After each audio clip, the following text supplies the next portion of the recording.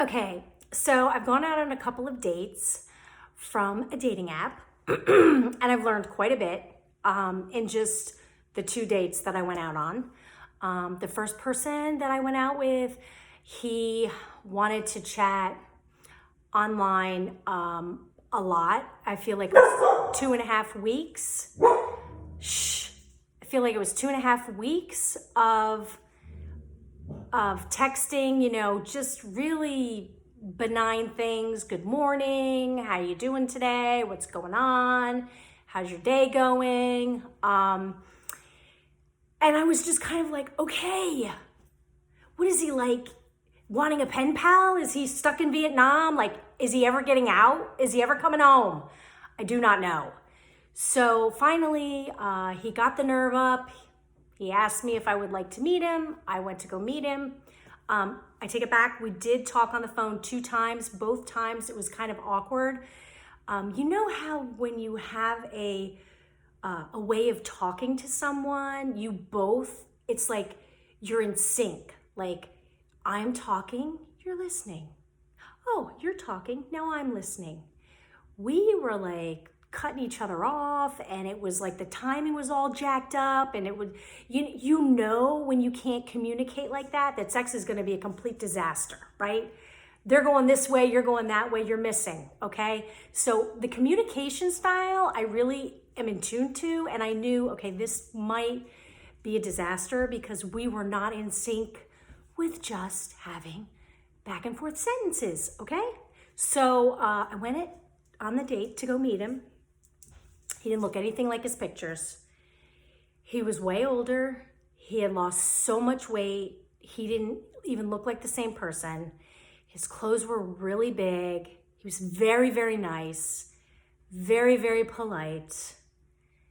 We met at a Miller Ale House, and he ordered a sweet tea, and I kind of knew, like, oof, we're not in sync even on this, because I am definitely having a Chardonnay, okay?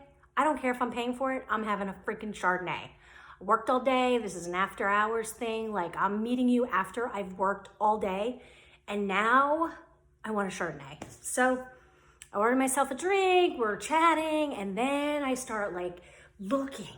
And that's what we all do, right? We start looking at the person in little squares. We're like, ooh, what's going on there?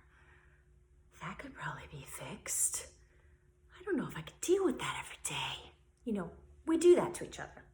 So I'm looking at him and I'm like, oh, he's got the hugest hands I've ever seen. Now, I like guys big. I like 6'2", big guys, because when they're looking down at you, you look like a little petunia. They are massive, it's like standing next to a skyscraper and you're just kind of like, I don't know, an ant. So I was hopeful because he was 6'2", but he didn't have the weight that he had in the pictures that he posted. I think those were probably from years ago. So what he wanted to do was chat too long. Like, it was taking too long for him to get the game up to ask me. And then we meet. It took forever. The day took forever. Because every time the waitress would come over, he would say, oh, we're not ready. We haven't opened the menu, da-da-da-da-da-da. It's like McDonald's, okay? Miller's Ale House is like McDonald's. If you've been there once, you know their whole menu. You're getting something with a zinger on it. You don't give a crap if it's a tire. You're getting something with a zinger on it, okay? Everybody knows this. So he just kept sending her away, and I keep looking, and finally I had to order a second Chardonnay. And maybe that's a red flag for him. I don't know, and I don't care. So then he starts telling me that people, anyone who would come to his house might think that he's a hoarder. He has so many of these projects he started that he hasn't finished. He has patio sets in his backyard by his pool that are rusted out, that should have been put out in bulk pickup. His house is a mess. And I'm sitting there thinking, okay, clearly he's not trying to impress me, and he doesn't want any part of this either. So when are we going to put a fork in this thing and just call it done? I ended up getting the waitress's attention, and I was just like, checks, please. And so, like, don't I didn't want him to feel like he had to pay for my dinner because I sat there for 3 hours or however long it was. But I was just like, okay, checks when I went to the bathroom. When I came back, he had already paid it. And he's like, no, no, no. I asked you. I said, oh, well, thank you very much.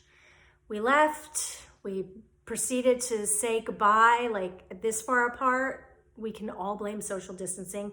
And then we just kind of like ran to our cars. I haven't heard from him again, and I'm completely okay with that. He had the most massive hands I've ever seen in my life. He had fingernails. They were very clean, but he had fingernails. And all I could think of was the beginning of 6 Feet Under, if you remember that TV show where the guy's washing his hands because he's doing the embalming. I really just needed to get out of there. But all in all, here's my nutshell on this one. If somebody's texting you for 3 weeks and they don't have any game enough to ask you out, I'm not looking for a pen pal. You're not looking for a pen pal. I would say move on. Move along, little doggy. That's what I would say.